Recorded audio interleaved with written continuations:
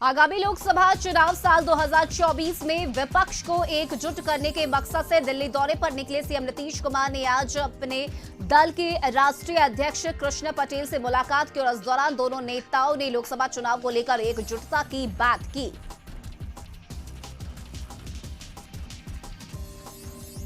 आज से नवरात्र की शुरुआत हो गई है और इस बार कोविड का कोई प्रतिबंध भी नहीं है, इसलिए इस बार पंडालों में और रावण वध के दिन गांधी मैदान में भारी भीड़ जमा होने की संभावना है। इसे देखते हुए पटना पुलिस ने अभी से सुरक्षा के इंतजाम करने शुरू कर दिए हैं।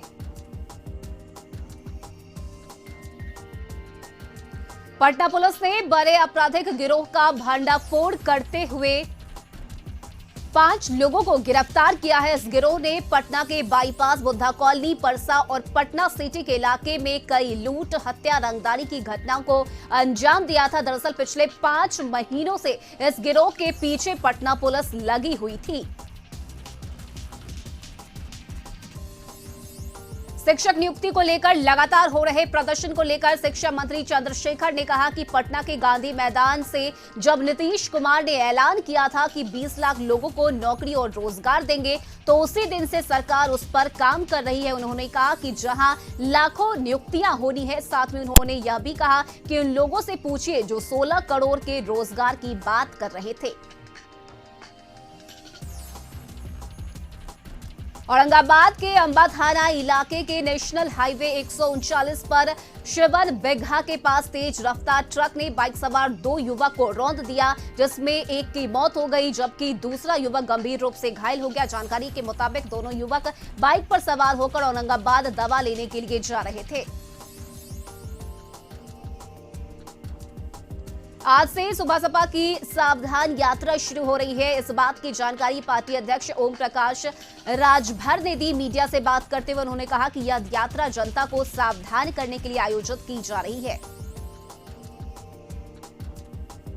पलामू के सतबरवा थाना क्षेत्र में पति के सामने 22 वर्षीय गर्भवती महिला को बंधक बनाकर गैंगरेप की घटना हुई, जिसके बाद पुलिस ने कार्रवाई करते हुए सभी 6 आरोपियों को गिरफ्तार कर लिया है। जानकारी के मुताबिक शनिवार की शाम पटना थाना क्षेत्र की रहने वाली एक विवाहिता अपने पति से झगड़ा कर अपने मायके लतेहार के मनिका जा रही थी। इसी दौरान ये घटना हुई।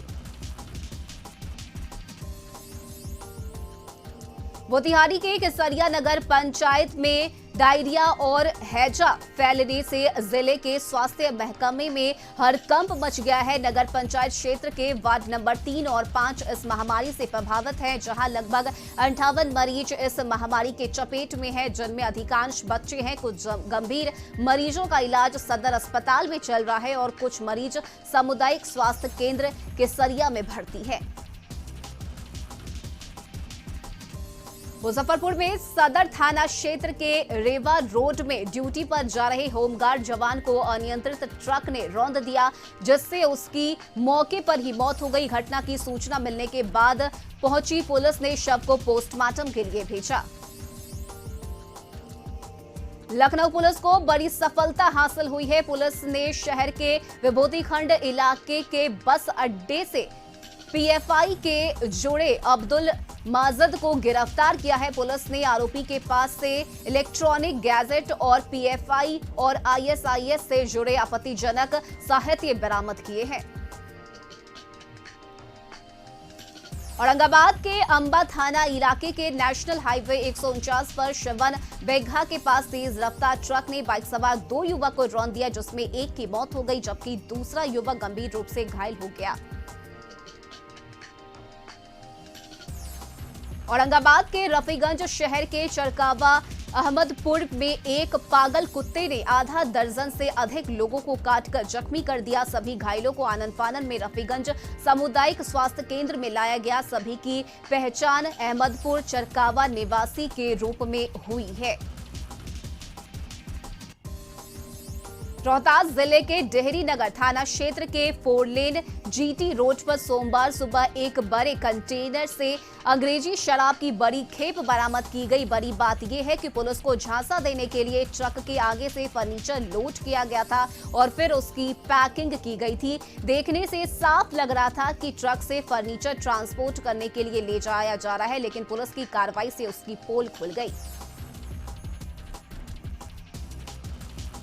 किशनगंज में एआईएमआईएम के दर्जनों कार्यकर्ताओं ने पार्टी से इस्तीफा देने का ऐलान किया है। दरअसल एआईएमआईएम के किशनगंज जिलाध्यक्ष इसाक आलम की पत्नी सबाना परवीन ने नगर उप मुख्य पार्षद के पद के लिए नामांकन पर्चा दाखिल किया था, लेकिन किन्हीं कारणों से उन्होंने नाम वापस कर लिया, जिससे दर्जनों कार्यकर्ता नाराज हो गए हैं।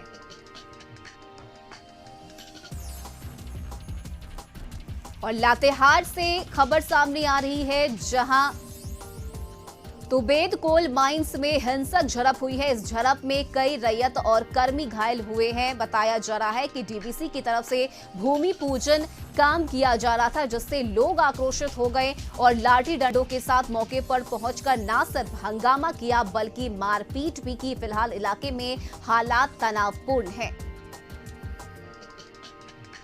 शराब लूट मामले में सिवान एसपी शैलेश कुमार सिन्हा ने कहा है कि लूट का जो वीडियो पुलिस को मिला है उसके आधार पर लोगों को चिन्हित किया जा रहा है और मामला दर्ज कर लिया गया है। साथ ही इस मामले में आरोपियों के खिलाफ जल्द ही कार्रवाई की जाएगी। यह पूरा मामला मेरवा थाना इलाके के मौझौली रोड का है।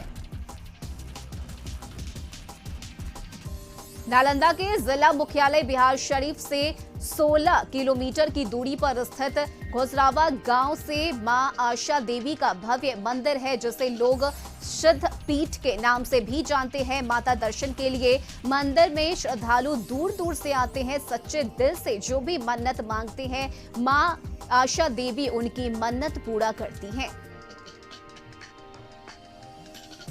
भारतीय जनता पार्टी के सांसद संजय सेठ और ईचागढ़ विधायक सविता महतो ने दक्षिण पूर्व रेलवे चक्रधरपुर मंडल के अधीन चांडिल में भूमिगत मार्ग का शिलान्यास किया। जानकारी के मुताबिक भूमिगत मार्ग 8.5 करोड़ और चांडिल के डोबो गांव में 1.64 करोड़ की लागत से पीसीसी सड़क निर्माण किया गया है। चांडिल रेलवे लाइन के भूमिगत मार्ग निर्माण हो जाने से कदमडीह और पितकी गांव के लोगों को लाभ मिलेगा। वहीं डोबो गांव के लोग सीधे कादरबेरा जमशेदपुर सड़क पर आवागमन करेंगे।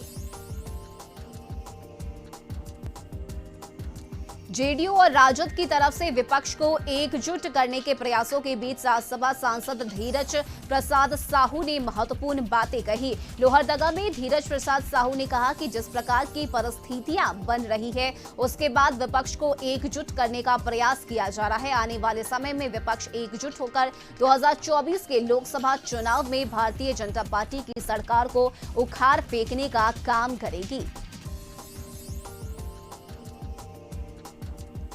पाकुड़िया में सरकारी अनाज के अवैध भंडारण और कालाबाजारी करने वाले पीडीएस दुकानदार पर मामला दर्ज किया गया है। बताया जा रहा है कि कपिल देव प्रसाद नाम के एक व्यक्ति ने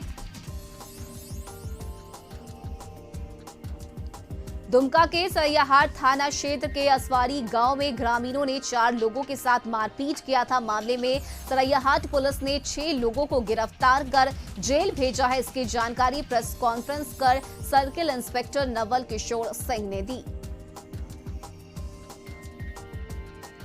दुमका में एक व्यक्ति न्याय के लिए कई दिनों से दर-दर की ठोकर खा रहा है। बताया है कि 2 महीने पूर्व देवघर के पथरौल थाना क्षेत्र के बहादुर लाड़गढ़ के समीप बाइक सवार बेटे की सड़क हादसे में मौत हो गई। मृतक तालझारी थाना क्षेत्र चोरडी निवासी भीम प्रसाद का पुत्र मुकेश यादव था। पथरौल थाना से पिता को पुत्र के एक्सीडेंट की सूचना मिली। आनंद फानर में घटनास्थल पहुंचकर देखा कि पुत्र की मौत घटनास्थल पर हुई है और घटना के संबंध में भीम ने पथरौल थाना में लिखित आवेदन भी दिया था।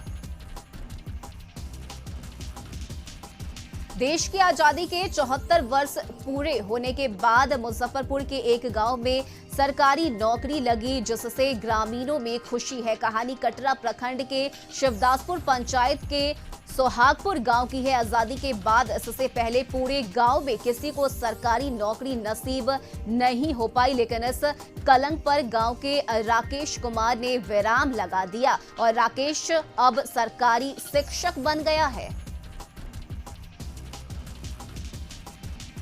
मोतिहारी में नगर थाना क्षेत्र के गौरी शंकर हाई स्कूल के पास पुराने विवाद को लेकर दो पक्षों में पहले कहासुनी हुई और देखते देखते एक व्यक्ति घर से हाथ में पिस्टल लिए निकला और गाली गलौज करते हुए दो लोगों के पैर में गोली मारी, जिसका वीडियो सामने आया है। बताया जा रहा है कि नगर थाना क्षेत्र के गौरी शंकर हाई स्कूल के पास रहने वाले प्रहलाद प्रसाद का स्टाफ राजेश उसके भतीजे विशाल को पैसे देने के लिए डेरा पड़ गया था और उसी दौरान विशाल का पड़ोसी राजन, जो नशे में धुत था, उससे बहस हो गई।